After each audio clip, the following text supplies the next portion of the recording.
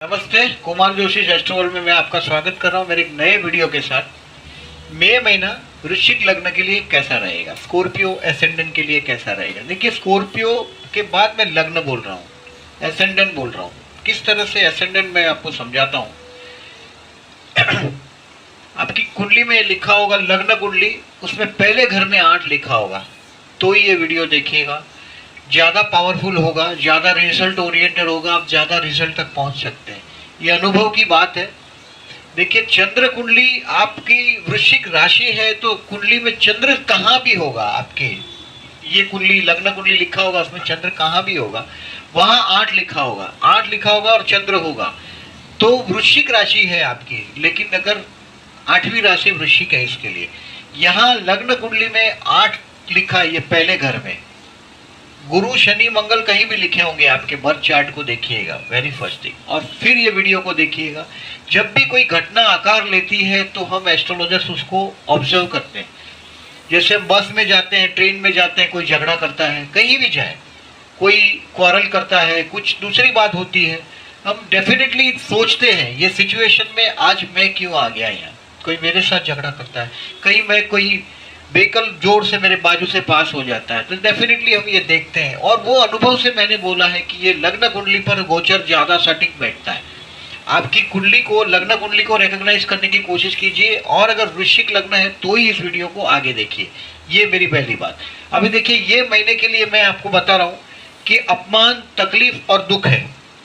ये अभी जो लग्नेश आपका अष्टम में जाएगा 7 मई 2019 से, आपके टेम्पररी जो आपके स्पाउस के साथ का जो टाइम था वो अप्रैल के दौरान।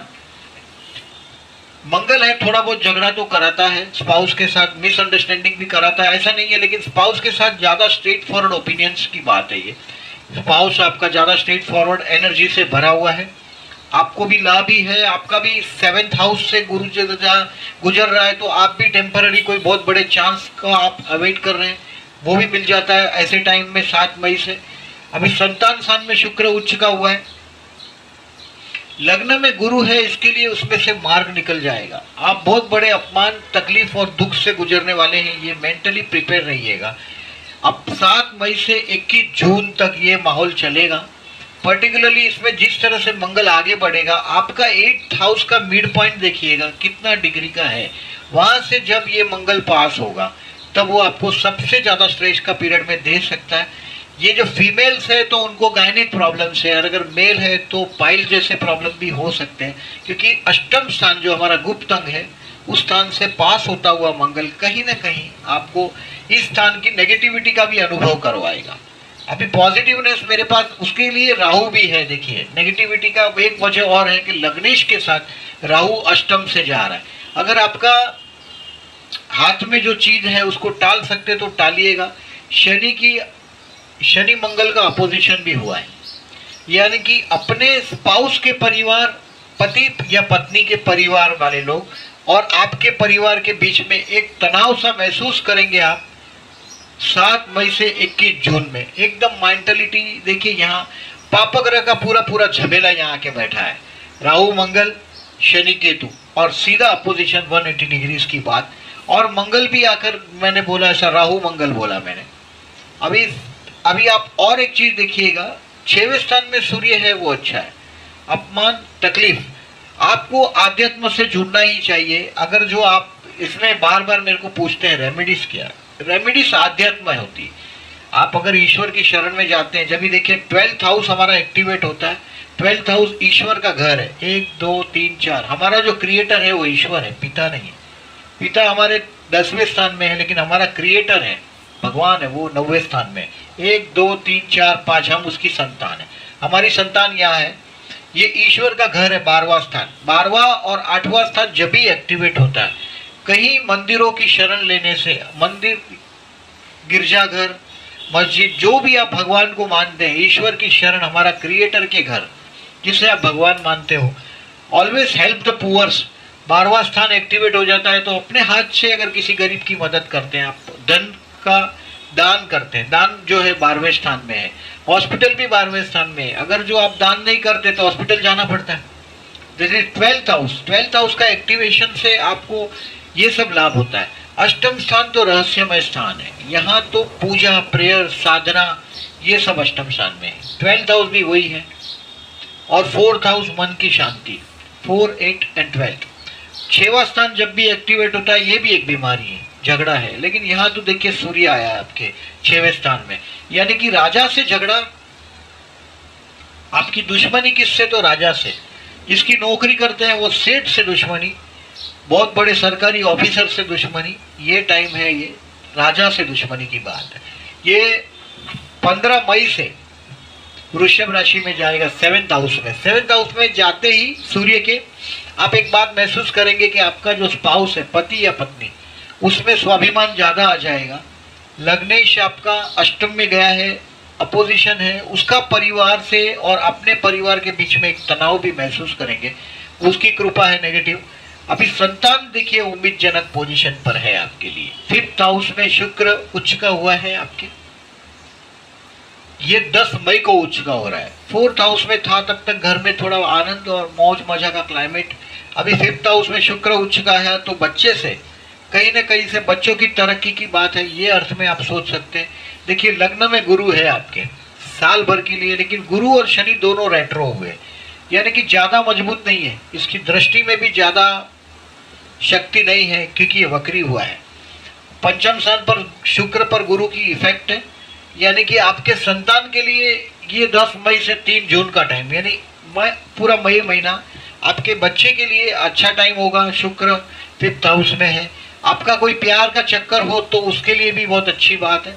ये शुक्र बुध का निजभंग राजयोग भी हुआ है 5th हाउस में। आपके बच्चों की तरक्की की बात है, कोई एजुकेशनल बात है। अगर आप स्टूडेंट हैं तो देखिए एजुकेशनल रिलीफ मिलेगी।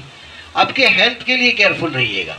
8th हाउस में देखिए यहाँ शनि केतु, स्टूडेंट है तो ध्यान में रखिएगा, अभक्ष्य चीज है, शनि है, मंगल है, साथ में राहु केतु जैसे ग्रहों की एस्पेक्ट जब भी आती है 2nd हाउस में, तो इंसान ड्रिंक्स के चक्कर में पड़ता है। याद रखिएगा ये नकामी चीज है, तो ये माइनस पॉइंट है, केयरफुल रहिएगा। संग दोष से मिथुन राशि है, संग दोष है मिथुन राशि को, याद रखिएगा वो अष्टम में आई है आपके, तो जन्म भर के लिए अष्टम में, it is for the female, तो संग दोष से बचिए हमेशा। अभी ओवरऑल पिक्चर में देखेंगे आप, राहु 8th हाउस में है, आपको विष्णु सहस्त्र नाम करना चाहिए। आपको अगर हेल्थ के बड़े बड़े इशू दिखाई दे रहे हैं, आपके आयुष्य की बात बनने लगी, इस तरह से इतना दबाव आया, तो आपको विष्णु सहस्त्र नाम करना चाहिए, वो लाभदायक होगा आपके लिए। जब तक राहु हटता नहीं, राहु 1.5 साल तक है, या 7 मार्च से ही जस्ट एंटर्ड हुआ है। आपके स्पाउस के परिवार में, यानी कि पति या पत्नी के परिवार में भी झगड़ा झगड़ी का माहौल है, तो भी आप ये 1.5 साल तक ये करना चाहिए आपको। गुरु लग्न में है, बहुत बड़ी रिलीफ है, it will give you relief from everywhere, हर जगह ये आपको उम्मीद देगा।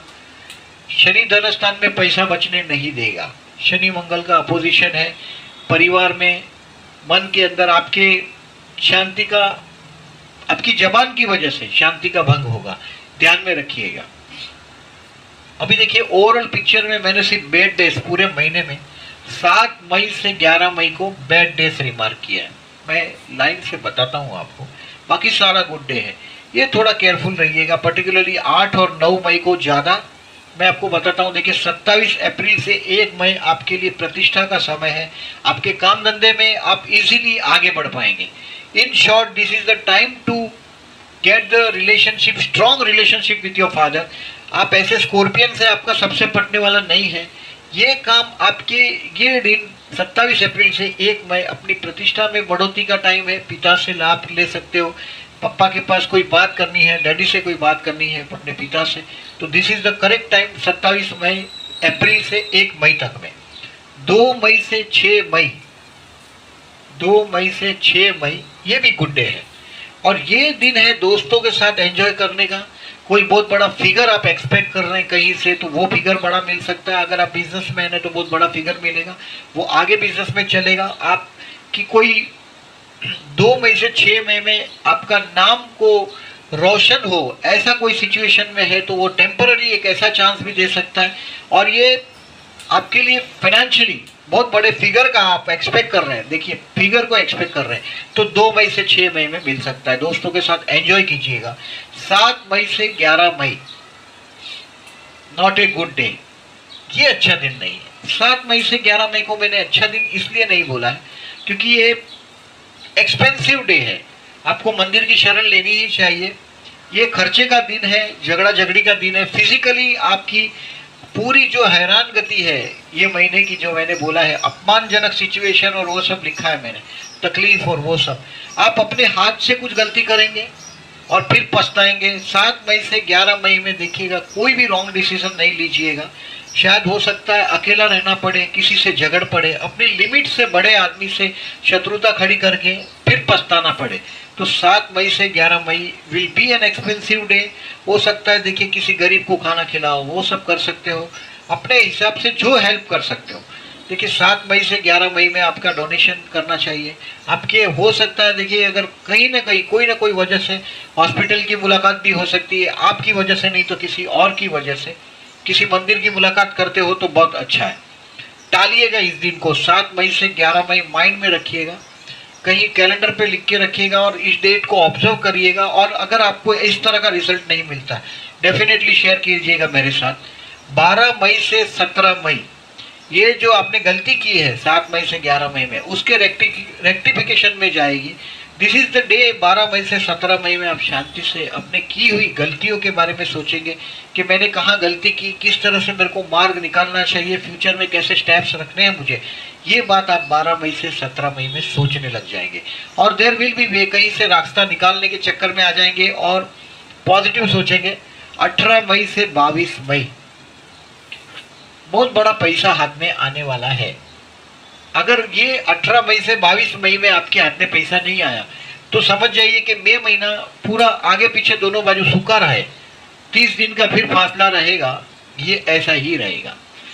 18 मई से 22 मई में हो सकता है देखिए आपके घर के परिवार के सारे लोग मिले, कोई अच्छी मीटिंग हो, उनके साथ अच्छा खाना खा पाए। केयरफुल रहिएगा, आपका जो स्कॉर्पियन नेचर है, अच्छे भले प्रोग्राम को आप आपकी वाणी से बिगाड़ देंगे, ये होता है आप लोगों के साथ। तो केयरफुल रहिएगा, बट इसमें केयरफुल रहने के लिए देखिए आपका पूरा परिवार के साथ एंजॉय करना सीखिएगा। 18 मई से 22 मई में you can be happy with food, family and finance. पैसा भी होगा, अच्छा खाना भी होगा, आपकी फैमिली भी होगी। 18 से 22 मई बड़ा अच्छा दिन है, एंजॉय कीजिएगा अपने परिवार के साथ। 23, 24, 25, 26 और 27 ये 5 दिन है। अपने पड़ोस के साथ का कुछ मैटर होगा, कोई बात होगी जिसमें आप एडवांटेज ले सकते हैं पड़ोसियों से। कुछ ऐसा होगा कि पड़ोस के घर में कोई प्रोग्राम हो जाए, ये भी हो सकता है। और आपको पड़ोस से हो सकता है कुछ लाभ हो, आपके भाई बहन से लाभ हो, आप में हिम्मत का एक वो आएगा। 23 से 27 में कर्मस्थान में देखिए चैलेंज खड़ी होगी, लेकिन आप उसमें से रास्ता निकाल लेंगे। 23, 24, 25, 26 और 27 में कर्मस्थान में कोई ना कोई चैलेंज आ जाएगी आपके काम में, और उसमें आप कैसे भी करके, झगड़ा करके, कैसे भी करके आपके संघर्ष में अपनी ताकत से, अपने कॉन्फिडेंस से, अपनी एनर्जी से उसमें से मार्क करके निकल जाएंगे। 28 मई से 1 जून, this is the time to be happy at home. आप अपने परिवार और घर के लोगों के साथ शांति से अपने घर में रह पाएंगे। 28, 29, 30 और 31 और 1 जून अगर आपको एंजॉय करना है घर में तो this is the correct day, ये आप एंजॉय कर पाएंगे। देखिए 2 मई चंद्र शुक्र की युति है, शॉर्टली बताता हूँ वापस। मैंने बैड डेज को मार्क किया है। देखिए 7 मई से 11 में, पर्टिकुलरली 8 और 9 मई को चंद्र भी मिथुन राशि में। डेफिनेटली ये मानसिक टेंशन का टाइम है, मैंने बैड डेज रिमार्क किया ही है आपके लिए। 7 मई से 11 मई ये दिन को जरा रिस्क नहीं लीजिएगा, केयरफुल रहिएगा। एक तो 7.5 के दौर से जा रहे हैं, अभी लग्न से 7.5 देखनी है, चंद्र से देखनी है। डिबेट करना है तो जिंदगी भर डिबेट करते रहो, लेकिन ऑब्जर्व करना है एस्ट्रोलॉजिकल पॉइंट्स को। तो याद रखिएगा, ऑब्जर्व करने के लिए सिर्फ आप अपनी कुंडली है और आप है। अभी यही सेम सिचुएशंस आते ही रहते हैं। देखिए गुरु जहाँ है वहाँ 12 साल से आ जाएगा, शनि जहाँ है वहाँ 30 साल से आ जाएगा। टेक द एडवांटेज, जहाँ आप एडवांटेज ले सकते हैं उसके एडवांटेज लेते रहिए। शनि धनस्थान में आया हुआ, पैसे की शॉर्टेज, मतलब पैसे का फ्लो थोड़ी रहने देगा। शनि मतलब पैसे की फ्लो नहीं रहने देगा। ये 30 साल के बाद आया हुआ सिचुएशन है। आप 30 साल से छोटे हैं तो आपको ये चित्र नहीं पता, लेकिन बता रहा हूँ मैं। 12वां लग्न का और सेकेंड हाउस का, यानी कि ऑल स्कॉर्पियंस। देखिए 7.5 का में से 6.5 साल निकाल चुके हैं। बॉडी ट्रबल में है। ऑल स्कॉर्पियन 6.5 साल निकाल चुके हैं। शनि की 7.5 का आखिरी चरण है, समझ के चलिए। और शनि का दान करिएगा, ऑलवेज हेल्प पुअर पीपल। मैंने बोला ऐसा 12th हाउस भी एक्टिवेट हो रहा है 7 से 11 मई में। देखिए रिस्क नहीं लीजिएगा, मैं यही बताता रहता हूँ आपको। 2 मई को चंद्र शुक्र की युति हो रही है मीन राशि में, संतान के लिए अच्छा है। कहीं कोई इश्क का मामला है, लग्न में गुरु है, वो पंचम को देख रहा है। लग्न से पंचम स्थान को गुरु देख रहा है, पंचम स्थान में ऑलरेडी शुक्र है। देखिए संतान के लिए अच्छा है, प्रेम का कोई मामला है और इसका कुछ करना चाहते हैं। देखिए ऐसे लग्नेश अष्टम में राहु के साथ है, बट ये टाइम अच्छा है। इन शॉर्ट मैं समझता हूँ आपको 2 में आपके लिए वो सब चीज़ों के लिए, बच्चों के लिए, कोई प्रेम मोहब्बत का कारण हो, काम हो, तो उसके लिए अच्छा है। चंद्र बुध की युति हो रही है 6वें स्थान में 3 मई को, बहुत अप्रिशिएबल टाइम नहीं है। देखिए 4 मई अमावस 6 हाउस में अमावस है, केंद्र त्रिकोण का स्वामी है चंद्र सूर्य, 6 हाउस में है। जॉब के लिए ओके, जॉब के लिए टाइम अच्छा है। अमावस और पूर्णिमा आपके लिए स्कॉर्पियो लगने के लिए बुरा दिन नहीं होता। केंद्र त्रिकोण के स्वामी है चंद्र शुक्र, चंद्र और सूर्य। इसका युति हो या प्रतियुति हो, अमावस के दिन युति होती है और पूनम के दिन चंद्र सूर्य का अपोजिशन होता है। कोई भी राशि में जब भी अपोजिशन होगा तभी फुल मून होता है, और साथ में आ जाए एक ही राशि में सूर्य और चंद्र, ये अमावस है। चंद्र मंगल की युति हो रही है देखिए 8 मई को अष्टम स्थान में। अभी 8th हाउस में चंद्र मंगल की युति है, लक्ष्मी योग है, लेकिन फल नहीं देगी आपको। क्या फल देगी? टेंशन बढ़ाएगी, केयरफुल रहिएगा। 8 मई को फिनेंशियली दबाव आने वाला है। बुध अस्त हो रहा है 9 मई को, कोई लेना देना ज्यादा है नहीं आपके लिए बुध का। 18 मई पूनम फुल मून है आपके लिए तुला राशि में 12वें स्थान, अबाउट 12वें स्थान में सूर्य थोड़ा सा आगे सरकेगा। ये 12वें स्थान से रिलेटेड है, यानी कि एक्सपेंसिव से रिलेटेड है। ये भी कोई आपके लिए फुल मून का कोई प्रॉब्लम नहीं है, याद रखिएगा।